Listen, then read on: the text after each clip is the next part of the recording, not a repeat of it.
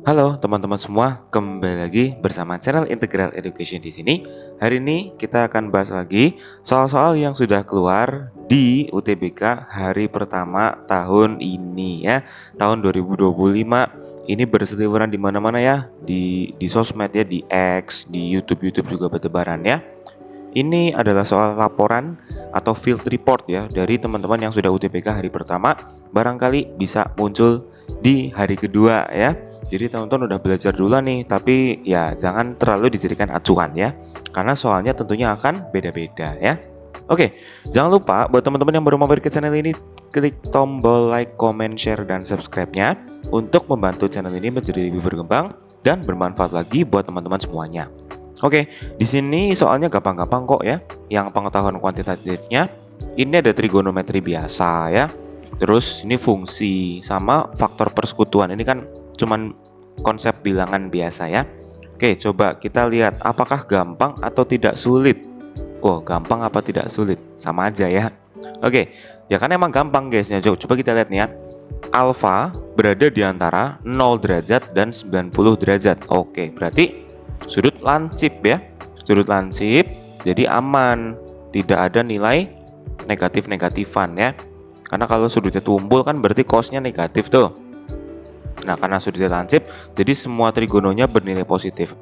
Nah, di sini nilai cos alfa itu sama dengan 3/4. Nah, ingat kalau cos di segitiga siku-siku konsepnya apa guys? Samping per miring ya. Jadi kalau kita punya cos alfa 3/4 samping per miring, berarti artinya apa? Kalau kita punya sudut alfa di sini gitu ya, maka sampingnya ini adalah 3 dan miringnya adalah 4 guys ya. Jadi samping per miring sama dengan 3/4. Jadi kita bisa mencari sisi D ya. D itu apa? Depan ya. Pakai Pitagoras biasa, akar 4 kuadrat dikurang 3 kuadrat. Berarti ketemunya apa? Akar 16 kurang 9. 16 kurang 9 ketemunya berapa? 7 ya, jadi akar 7. Jadi sisi depannya ini adalah akar 7. Ya sudah, tinggal kita cek saja. Pernyataan pertama, sin alfa. Oke, sin alfa berarti depan per miring ya. Sin itu kan demi ya, depan per miring. Jadi depannya adalah akar 7, terus miringnya adalah 4. Nah, akar 7/4 ternyata kebalik ya. Ini malah 4/akar 7 ya, salah ya. Jadi pernyataan pertama salah. Oke, lanjut ke pernyataan 2. Sebenarnya ini teman-teman tahu kan triknya biar cepat. Jadi langsung cek 4 gitu ya. Tapi karena di sini kita lagi belajar, kita cek urut aja deh satu-satu ya. Nilai tan apa? 90 derajat min alfa. Nah, ingat gak kalau konsep sudut penyiku? Nah, ingat gak tuh kalau tan 90 derajat min alfa ini setara dengan apa? Dia setara dengan cot tangen alfa ya. Nah, cotangan alfa itu adalah kebalikan dari tan. Kalau tan itu desa kan, depan per samping. Kalau cot berarti sade. Nah, samping per depan gitu ya. Jadi sampingnya adalah 3, depannya adalah akar 7, jadi 3/akar 7. Nah, betul rupanya ya. Jadi tan 90 derajat min alfa adalah 3/akar 7. Oke, paham ya? Paham. Oke, sekarang kita tengok yang 3. Sebenarnya udah kelihatan sih, orang satu salah, 2 benar. Jadi harusnya jawabannya 2 dan 4 gitu ya. Cuman, nah itu tadi karena kita lagi belajar, kita mau ngecek apakah betul atau tidak ini yang ketiga. Cos alfa katanya kecil dari sin alfa. Cos alfa itu berapa? 3/4 guys. 3/4 apakah kurang dari sin alfa? Sin alfa mana tadi? Ini, akar 7/4. Nah, betul nggak nih? Kalau kita lihat, ini berarti bisa kita bagi 4-nya ya. Bukan dibagi, sorry, maksudnya dikalikan 4 ya. Kedua harus dikalikan 4, jadinya tinggal 3 kurang dari akar 7. Nah, ini jelas salah karena akar 7 itu kurang dari 3 harusnya kan. Karena kan 3 itu akar 9 ya. Jadi kalau akar 7 ya pasti kurang dari 3. Jadi ini salah guys ya, pernyataan ketiga salah. Oke? Paham ya? Paham. Lanjut yang keempat, nilai tan alfa. Nah, yaudah, tan alfa kan tinggal depan per samping. Desa. Berarti depan per samping, depannya adalah akar 7 ya. Mana tadi? Nah, ini depannya alfa akar 7 kan. Jadi akar 7 per samping. Sampingnya adalah 3 ya. Jadi akar 7/3. Oh, udah bener kan? Betul kan? 2 dan 4 saja. Nah, ini yang bener ya. 2 dan 4. Sebenarnya kita kan tadi udah nyari cotangan alfa. Cotangan alfa itu 3 per akar 7. Jadi kalau tan alfa tinggal dibalik aja ya. Akar 7 per 3 dan ini emang betul. Oke gitu, paham ya? Paham. Tuh gampang kan soal asli 2025. Jadi jangan kira UTBK tuh sesusah soal TO ya. Ternyata nggak susah-susah amat ternyata. Oke, kita lanjut yang nomor 2. Nah, ini tentang fungsi. Favorit siapa ini? Favorit saya ya. Fungsi f memenuhi 3 pangkat x min 1 kecil dari fx kecil dari 3x kuadrat plus 1. Tapi ini hanya untuk x-nya kecil sama dengan 4. Di antara pilihan berikut, nilai f di x sama dengan 3 yang tidak mungkin adalah. Oh, salah, ini harusnya apa? Adalah ya, typo ya teman-teman ya. Nah, jadi di sini manakah nilai f3 yang tidak mungkin? Awas ya, yang tidak mungkin ya. Nah, karena di sini nilai f3 ya, f di x sama dengan 3 kan berarti f3 tuh. Kita substitusi aja x-nya sama dengan 3. Jadi apa? 3 pangkat 3 kurang 1 2. Kecil dari f3 kecil dari 3 kali 3 kuadrat tambah 1 ya. 3 kuadrat 9.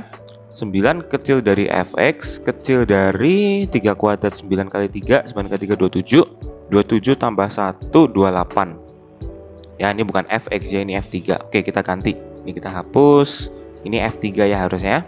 Oke, jadi ini f3. Artinya apa? Nilai f3 itu berada di antara 9 dan 28 gitu ya. Nilai f3 berada di antara 9 dan 28. Jadi yang tidak mungkin adalah 7. 7 kan tidak mungkin. 7 kan kecil dari 9. Sama yang ini, 9-nya itu sendiri. Karena ini gak ada sama dengannya ya. Ya udah, jadi 1 dan 3 gitu aja ya. 12 dan 24. Nah, kedua angka ini berada di antara 9 dan 28. Gitu ya. Gampang? Gampang, udah gini doang selesai ya. Jawabannya yang B. Ternyata gampang ya. Oke, sangat mudah. Mari kita bahas soal yang terakhir.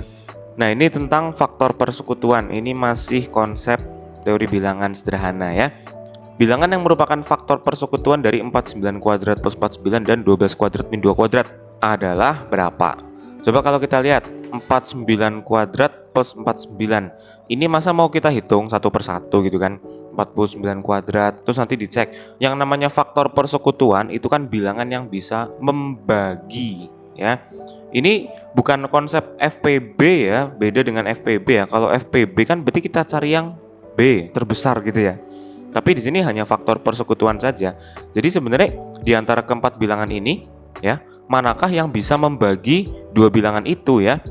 Jadi 49 kuadrat plus 49 sama 12 kuadrat min 2 kuadrat. Ini bilangan mana saja yang habis membagi kedua bilangan ini? Nah, masalahnya kedua bilangan ini kalau kita hitung satu persatu pusing ya kan. Kalau 49 di kuadrat itu banyak gitu ya, ditambah 49 pula. Nah, maka di sini kita akalin. Cara ngakalinnya gimana? Karena di sini ada 49 dan di sini ada 49, jadi 49-nya bisa kita keluarkan. Sehingga jadi apa? 49 kuadrat keluar 49, sisa 49 plus 49 keluar 49, sisa 1. Sehingga di sini bisa kita dapat 49 dikali 50. Oke? Nah, jadi dengan memfaktorkan 49 seperti itu, kita juga bisa mendapatkan bentuk yang lebih simpel ya. Ternyata ini itu sama aja 49 dikali 50 guys. Jadi kita nggak perlu ngitung manual. Nah, kalau yang bawah kita hitung manual aja nggak apa-apa, karena ini kan sedikit angkanya. 12 kuadrat itu 144 dikurang 2 kuadrat itu 4, jadi ketemunya 140. Paham ya? Nah, jadi tinggal kita lihat opsi mana saja 1, 2, 3, 4 ini yang habis membagi ya. Kata kuncinya habis membagi ya. Habis membagi sih 49 kali 50 sama 140. Coba 10, apakah habis membagi ini dan ini? Ya, jawabannya adalah iya ya. Ini betul, dia habis membagi 49 kali 50 sama 140. Lanjut, 14. Apakah 14 habis membagi ini dan ini? Ayo, kira-kira gimana? Apakah perlu dihitung? Tidak perlu ya. Coba kita lihat pernyataan 2. Kalau pernyataan 1 kan gampang ngeceknya ya.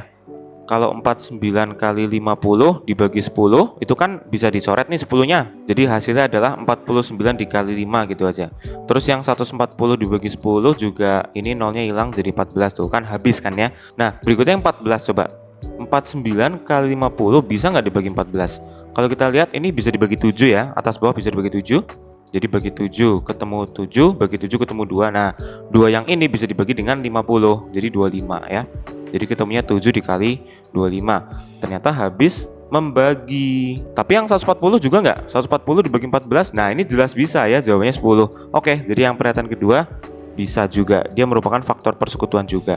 Lanjut yang ketiga, 35. Ya, 35. Oke, kira-kira gimana nih yang 35? Kalau 49 kali 50 dibagi 35 bisa nggak ya? Coba, kalau dibagi 7, nih bagi 7, 7, nih bagi 7, 5. Oh, ternyata bisa nih ya. Jadi yang 50 dibagi 5 ketemunya 10. Jadi 7 kali 10. Tuh, ternyata bisa ya. Lanjut yang 140, bisa nggak dibagi 35? Jawabannya bisa ya, ini kan ketemunya langsung jadi ya, langsung 4 gitu ya. Ya betul, kalau 70 dibagi 35 itu 2. Berarti kalau 140 2 kalinya ketemunya 4. Oke, jadi yang ketiga bisa juga dia merupakan faktor persekutuan. Lanjut yang keempat, kalau 50 gimana? 49 kali 50 dibagi 50. Nah, 50-nya bisa dibagi, ketemunya 49. Nah, tapi yang 140 dibagi 50 ini nggak bisa ya. Jadi 14 dibagi 5 dong, nanti koma ya. Jadi ini tidak bisa dibagi ya, tidak bisa membagi si kedua bilangan itu. Jadi dia bukan faktor persekutuannya. Gitu ya.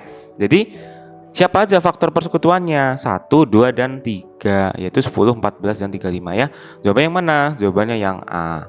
Oke, gitu aja. Ini kan cuma tinggal ngecek dia habis dibagi atau enggak. Tuh, gampang kan? Gini doang? Iya, gini doang ya. Jadi cukup dulu video pembahasan kali ini, semoga bermanfaat buat teman-teman semuanya. Barangkali keluar di hari kedua, hari ketiga ya, dan seterusnya ya. Jadi semangat belajarnya, semoga diberikan hasil yang terbaik. Jangan lupa follow Integral Education untuk mendapatkan informasi lainnya. Jangan lupa tekan tombol like, comment, share, dan subscribe. Sampai jumpa di video selanjutnya. See you and goodbye. Dadah.